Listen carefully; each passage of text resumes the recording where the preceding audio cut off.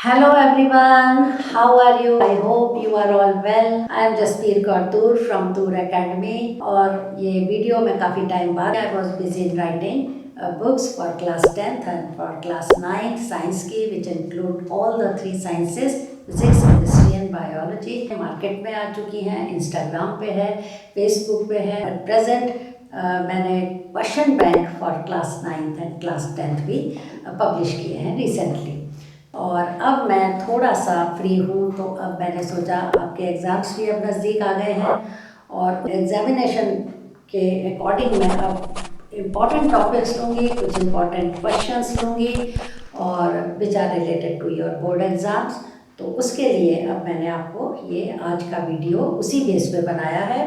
और इस वीडियो में मैंने एक बहुत ही इम्पॉर्टेंट क्वेश्चन लिया है and that is from chapter 3 metals and non metals. इसमें आप पढ़ते हो कि physical and chemical properties of metals. तो उसमें से एक बहुत ही इम्पॉर्टेंट केमिकल प्रॉपर्टी है कि metals they react with water to form hydrogen gas mainly.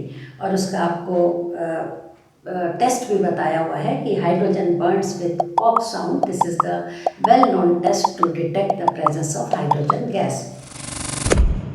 What happens when steam is passed over red hot iron? Red hot iron के ऊपर से जब स्टीम पास करते हैं then what happens? सबसे पहली चीज़ तो ये है कि हम स्टीम क्यों लेते हैं और रेड हॉट आयरन क्यों लेते हैं। क्योंकि मेटल्स में some of the metals they react with very cold water. Fridge में से आप पानी निकालो, ठंडा पानी निकालो, उससे भी रिएक्शन कर लेंगे, जैसे सोडियम, पोटेशियम एक्सेट्रा। और कुछ मेटल्स हैं जो वार्म वाटर या बॉइलिंग वाटर से रिएक्शन करते हैं। लेकिन आयरन एक ऐसा मेटल है, ना तो वो कोल्ड वाटर से रिएक्शन करता है, ना तो वो हॉट वाटर या बॉइलिंग वाटर से रिएक्शन करता है, but it reacts with steam.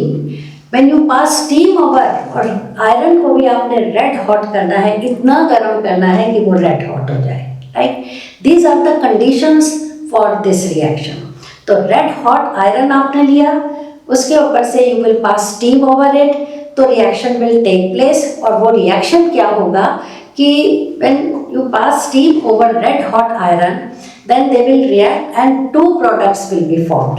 दो प्रोडक्ट बनेंगे and number one product is ferrous oxide, जो कि Fe3O4 जिसका कॉम्पोजिशन, जिसका फॉर्मूला होता है, and of course hydrogen gas will be released. Hydrogen gas तो मस्ट है whenever a metal reacts with water in any form, hydrogen gas is must. तो these are the two products. तो दोबारा मैं repeat करती हूँ कि whenever steam pass is passed over red hot iron, two important products will be formed. Number one is ferrous oxide. Ferrous means iron. Ferrous oxide का जो formula होता है that is Fe3O4, इसको मैग्नेटिक ऑक्साइड भी कहते हैं।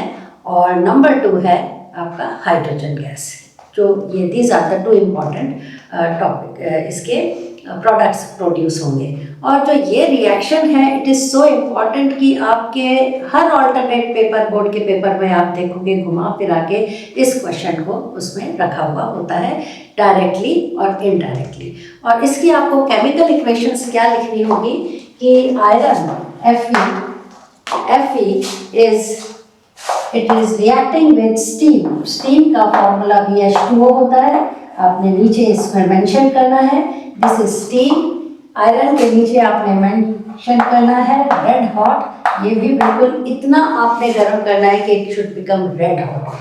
Now pass steam over it, तो आपको जो दो प्रोडक्ट मैंने बताए हैं वो बनेगा Fe3O4 plus hydrogen gas will be formed.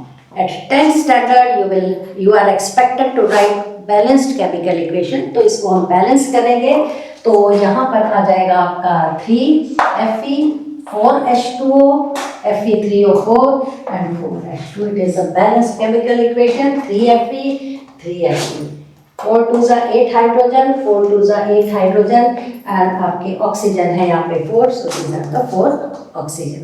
So this is the balanced chemical equation। अब क्वेश्चन उठता है what is the name of this compound, क्योंकि आपने अभी तक आयरन के दो ऑक्साइड तो किए हैं। एक तो किया है FeO, this is known as ferrous oxide, और एक आपने किया है Fe2O3, this is ferric oxide. These are the two main oxides. अब ये Fe3O4 कहाँ से आया? Fe3O4 is a mixture of FeO, ferrous oxide, and Fe2O3. इन दोनों का एक मिक्सचर है, राइट? मिक्सचर मतलब they are not combined chemically. तो FeO 1 iron 2 iron, total how many iron? 3 atoms of iron. तो ये 3 atom हो गए। 3 oxygen and 1 4 oxygen atoms, तो ये 4 oxygen atom हो गए। So it is a mixture of FeO and Fe2O3, right? और ये जो प्रोडक्ट है इसको या तो आप फेरस ऑक्साइड कह सकते हो, क्योंकि द मेन क्वांटिटी ऑलमोस्ट 70% 75% इसमें फेरस ऑक्साइड होता है, तो it's name may be ferrous oxide हम कह सकते हैं। Otherwise, it is also known as magnetic oxide, right? So this is the equation and explanation of such an important topic. What happens when steam is passed over red hot iron? So I hope you have understood this, and आगे भी मैं जो video बनाऊंगी उसमें I will take some important questions या important topics, physics या chemistry या मैं bio का लूँगी। So this is all about today. Thank you so much for watching my video, and please subscribe it, or if you have any problem, any doubt or any question in your mind, then please write in my comment section. Thank you so much.